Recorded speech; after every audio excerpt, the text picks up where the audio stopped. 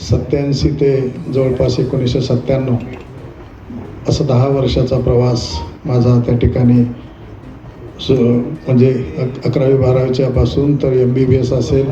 त्यानंतर काळामध्ये मी नेहमी सांगतो, मला जर कधी विचारलं तर समाज कल्याणच्या हॉस्टेलला तुम्ही शिकलात. होय, अत्यंत अभिमानानं सांगतो.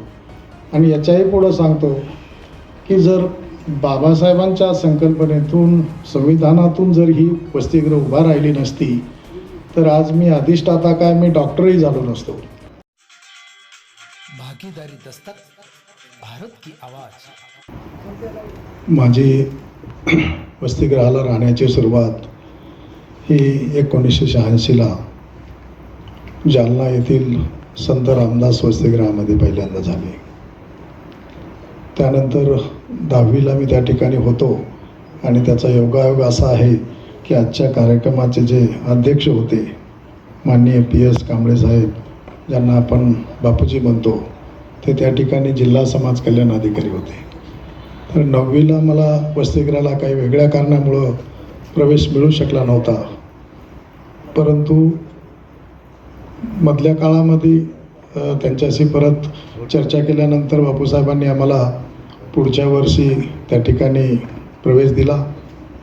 तेव्हापासून वसतिगृहामध्ये राहण्याची जी सुरुवात आहे, कारण वसतिगृहामध्ये ज्या कारणासाठी वसतिगृह ही स्थापन झालेली आहेत की ज्या पालकांची जी सामाजिक आर्थिक परिस्थिती नाही, परंतु मुलं मेरिटला आहेत, तर अशा परिस्थितीमध्ये त्या ठिकाणी प्रवेश मिळाला. त्यानंतर 10वी तिथून उत्तीर्ण झाल्यानंतर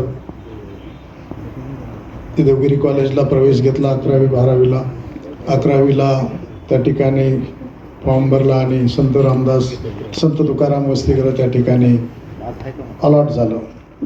आणि तेव्हापासून 1987 ते जवळपास 1997 असा 10 वर्षाचा प्रवास माझा त्या ठिकाणी म्हणजे 11वी-12वीच्या पासून तर MBBS असेल, त्यानंतर MS असेल. आणि ह्या सर्व कालावधीमध्ये आता माझ्यासमोर खिल्लारे सर आहेत, चौधरी सर होते.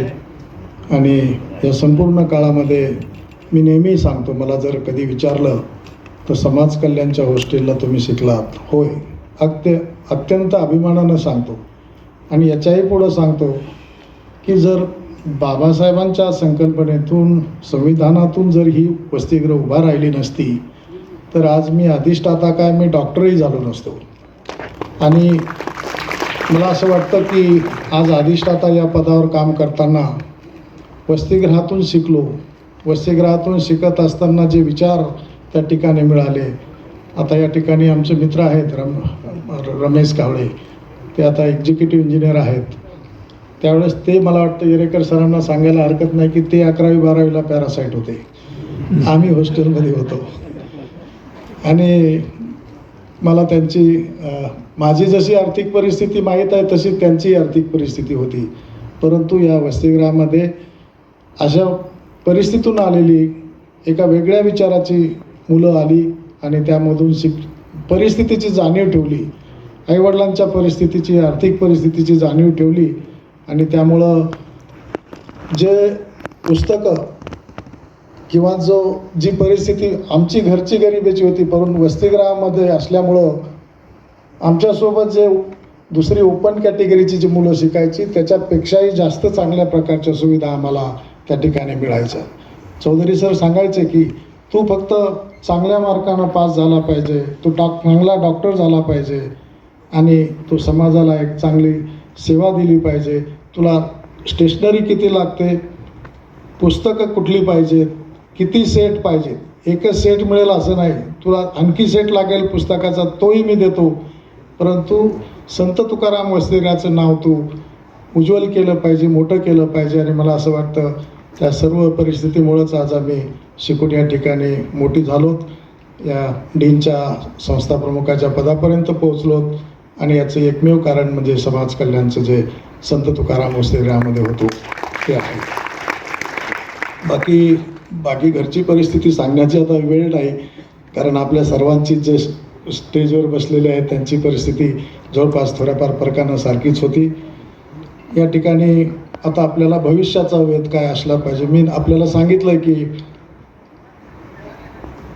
या वसतिगृहात राहिल्यामुळं आपली नातेवाईक, मी जरी आज एखाद्या बंगल्यात राहत असेल, शासनाच्या डीन बंगल्यात राहत असेल किंवा माझ्या घरात स्वतःच्या राहत असेल, परंतु ते सगळं करत असताना नजर नेहमी आपले नातेवाईक कुठं राहतात, आपले समाजातले बांधव कुठं राहतात, त्यांची काय आर्थिक परिस्थिती, काय सामाजिक परिस्थिती, त्यांची मुलं कशी शिक्षण घेतात. आणि आपल्याला आता आरोग्याचं माहीतच आहे की आरोग्याच्या क्षेत्रामध्ये सरांनी सांगितलं की प्रवेश घेतला तर 1 कोटी रुपयापर्यंत खर्च येतो. हे खरं आहे, परंतु हे प्रायव्हेट क्षेत्रामध्ये आहे. तुमच्यामध्ये जर मेरिट असेल, तुम्ही चांगल्या मेरिटनं पास झालात तर गव्हर्मेंटमध्ये, मी जसं नेहमी म्हणायचो की MCIच्या इन्स्पेक्शनला आम्ही जायचो तर खिशात 100 रुपये नसले तरी आम्ही जाऊन परत यायचो. तसंच तुम्ही जर चांगल्या मेरिटनं गव्हर्मेंटच्या कॉलेजमध्ये राहिलात तर तुम्हाला कुठल्याही प्रकारची फीस लागत नाही. ती फीसही आपण समाज कल्याणमार्फतच ती देतो. डॉक्टर मिलिंद हिरवेसुद्धा आमचे हॉस्टेलचे सहकारीच आहेत, तर त्यांनाही त्याची परिस्थितीची जाणीव आहे. गव्हर्मेंट मेडिकल कॉलेजमध्ये शिक्षण घेताना आपल्याला सर्व प्रकारच्या सुविधा त्या आपल्याला निश्चितच समाज कल्याणमार्फत का असे ना त्या मिळतात, फीस मिळते आणि त्या ठिकाणी आपण चांगलं शिक्षण घेऊ शकतो. आता या ठिकाणी मला सांगण्याचा मुद्दा होता की मी मागच्या 3-3.5 महिन्यापासून घाटीमध्ये डीन म्हणून काम करतो आहे. तर याच्या मागचा बऱ्याच मीडियामधूनही आपण ऐकत असाल, कधी आम्ही सांगतो की आमच्याकडे 90% औषधी आहेत, 95% औषधी आहे, 100% औषधी आहे. तर हे संपूर्ण उपलब्ध करण्याचं कारण हा आपला समाज बांधव हे नजरेसमोर ठेवलेलं असतं की माझ्या एवढ्या मोठ्या घाटीसारख्या राज्य विभागामधले सर्वात मोठी संस्था आहे, तर या ठिकाणी येणाऱ्या कोणत्याही रुग्णाला गोळ्या औषधाशिवाय परत जावं लागू नये. मी बघितलेलं आहे की मी इंटर्नशिप करत असताना जालन्याला एक रुग्ण माझ्याकडे आला होता आणि त्याला 5 रुपये रजिस्ट्रेशन फीस होती. तर 5 रुपयाचं रजिस्ट्रेशन करताना तो 25 पैसे 50 पैसे असं करून काहीतरी त्याच्या रजिस्ट्रेशन करू शकत नव्हता, इथपर्यंत त्याची परिस्थिती होती. त्यावेळीसुद्धा इंटर्न असताना आम्हाला कुठलेही अधिकार नसतात, तरीसुद्धा मी त्याच्यावर फ्री लिहिलं आणि त्या रजिस्ट्रेशन काउंटरलाही सांगितलं आहे मला अधिकार नाही बाबा, परंतु याला आपल्याला फ्री करावं लागेल कारण याच्याकडे पैसे नाहीत. आणि तीच भावना या ठिकाणी आपण ठेवून या ठिकाणी येणारा वर्ग आपल्याला माहीत आहे, घाटीसारख्या रुग्णालयामध्ये येणारा, एक तर ज्याचं कोणीच ओळखीचं नाही, जो पैसे खर्च करू शकत नाही, ज्याला कुठले एक्सरे करायचे असतील, CT स्कॅन करायचे असेल, कुठल्या रक्ताच्या चाचण्या, तो जर बाहेर जर गेला तर किमान 2-3 हजार 4 हजाराच्या वर त्याला खर्च लागतो. तर त्या सर्व चाचण्या या ठिकाणी मोफत आपण करतो आहे. नॉमिनल एक 10 रुपयाचं रजिस्ट्रेशन आणि हे करतो, परंतु ही सगळी गोळ्या औषधं उपलब्ध करण्याचं आपल्याला माहीत आहे की MJPY सारखी योजना असेल आणि प्राईम मिनिस्टर सुरक्षा योजनासुद्धा आहे, तर त्यामधून आपण उपलब्ध करतो. आता राहिला प्रश्न भविष्याचा वेधचा, तर आपल्याला काही ठराव त्यांनी या ठिकाणी ठेवलेले आहेत की रेसिडेन्शियल हॉस्टेल आपण केलं पाहिजे आणि त्या ठिकाणी दवाखान्याची सुद्धा आपल्याला मुलांसाठी किंवा याच्यासाठी व्यवस्था केली पाहिजे. तर निश्चित यामध्ये आपल्यासारख्या वरिष्ठ पदावर काम करणारी जी माणसं आहेत, जसं RK गायकवाड सरांशी बोलताना त्यांनी मला सांगितलं की मी किती दिवसामध्ये 3 महिन्यामध्ये मला सर म्हणालेत की आम्ही 100 शाळाचं हे केलं होतं, समाज कल्याणच्या सुरू केल्या होत्या. तर मला असं वाटतं अशी जी इन्फ्लुएन्शियल माणसं जी त्यावेळेस सेवेमध्ये असतील, तर आपण निश्चितच आज आम्ही सर्वजण, तेरेकर सर असतील, हिरवे सर आहे, मी आहे, आपल्यापैकी जी सेवेत आहेत, तर ज्या ऋणोत्सव आपल्याला करायचा आहे, तर त्या ऋणातून मुक्त होण्यासाठी आज आमची अशी परिस्थिती आहे की आम्ही आज फायनान्शियली साऊंड आहोत.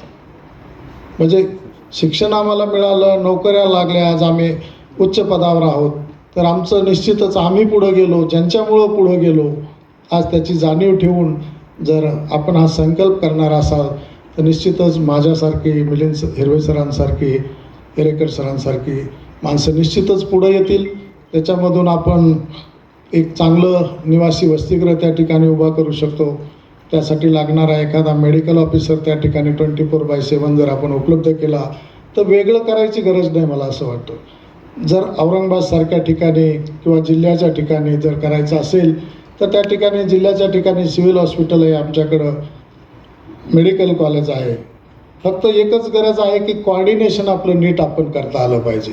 म्हणजे जिल्हा या शासकीय रुग्णालयामधून आपल्याला निश्चित सर्व प्रकारचे औषधं, ट्रीटमेंट, ऑपरेशन सगळं फ्री करता येतील. फक्त आपलं कॉर्डिनेशन आपल्याकडून चांगलं असलं पाहिजे. माझा याच्यावर विश्वास आहे. आमच्याकडे येणारी लोकं ती कशी येतात त्यावरून त्यांना तो रिस्पॉन्स तसा मिळतो.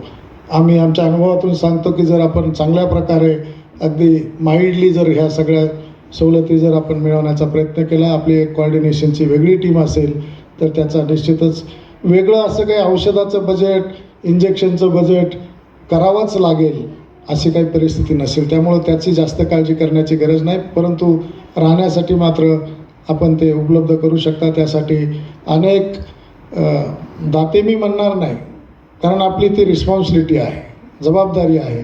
तर त्यामुळं ते पुढे येतील.